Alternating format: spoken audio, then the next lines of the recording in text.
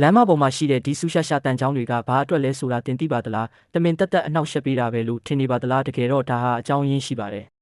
တင်ကသတ်မှတ်ထားတဲ့လမ်းကြောင်းအတိုင်းမှန်ကန်စွာမောင်းနှင်လာမယ်ဆိုရင်တော့ဒီတန်ချောင်းတွေကတင်ကားတာယာကိုဘာမှမဖြစ်စေပါဘူးစိတ်အေးလက်အေးနဲ့ပဲဖျက်ကျော်သွားလို့ရပါတယ်ဒါပေမဲ့တင်ကတစ်ဖက်လက်နဲ့လမ်းမမောင်းလာမယ်ဆိုရင်တော့တင်ရဲ့ကားတာယာတွေကိုဒီတန်ချောင်းတွေကချက်ချင်းဖောက်ခွဲလိုက်မှာပါတာယာလေးကုန်ပြီးခီးဆက်လို့မရတော့တဲ့အထီကိုသူကစွမ်းဆောင်နိုင်ပါတယ်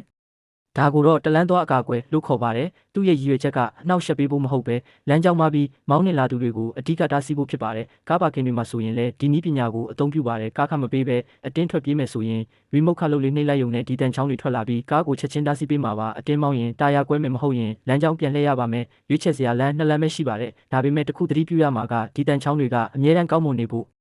တော့လိုအပ်ပါတယ်မဟုတ်ရင်တော့အဆင်ပြေရမယ့်အစားမလိုအပ်တဲ့ပြဿနာတွေကိုဖန်တီးပေးတယ်လို့ဖြစ်သွားနိုင်ပါတယ်